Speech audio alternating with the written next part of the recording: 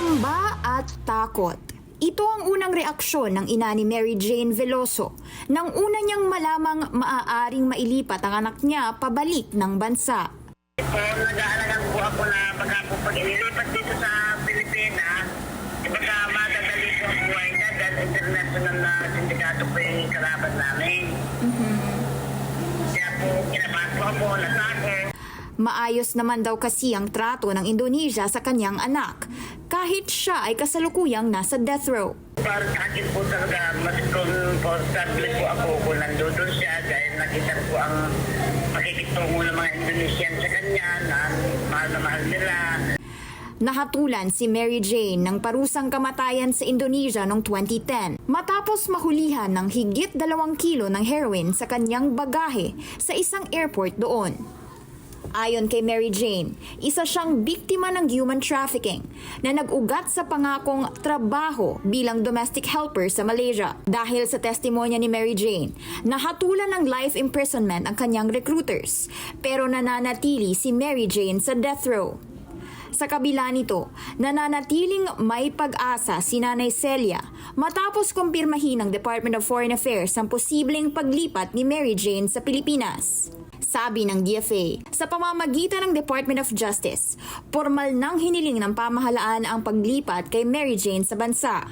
Una na rin kinumpirma ng Indonesia na kinukonsidera nito ang paglipat kay Mary Jane matapos ang pulong ng kanilang ministro at ni Philippine Ambassador to Indonesia, Gina Alagon Hamuralin. Noong Enero din, humingi ng katiyakan si Pangulong Bongbong Marcos kay Indonesian President Joko Widodo na muling repasuhin ang kaso ni Mary Jane. Hiling ni Nanay Celia, sana raw makauwi na rin ang anak niya sa kanilang tahanan. Yun po talaga ang dapat naman dahil alam naman po nila na biktima na po si Mary Jane at alam naman po nila umamin na po yung talaga may-ari at nakakulong na po natulan na po na habang buhay.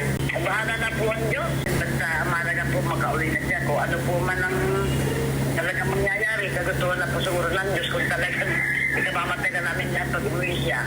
Basta mahalaga po sa akin, makauwi na po siya. Sabi ng Migrante International, sa kabila ng lagpas 10 taon na paghihintay, positive development daw ang usapin sa pagitan ng Pilipinas at Indonesia tungkol sa kaso ni Mary Jane. Pag si Mary Jane ay nakauwi na sa Pilipinas, ang magkakaroon ng kapangyarihan ang ating Pangulo, Pangulong BBM, na magdesisyon para sa kanyang kaso. Bago na ang administrasyon ng Indonesia at maaaring isa ito sa dahilan kung bakit biglang lumitaw muli ang pangalan ni Mary Jane. Hindi po siya isang desisyon na nakabatay sa korte o legal means, kung hindi political. Political ang desisyon. Bagamat wala pang pinal na desisyon, ang diskusyon sa pagitan ng mga opisyal ng Pilipinas at Indonesia ay magbibigay daw ng pag-asa sa pamilya at mga taga-suporta ni Veloso.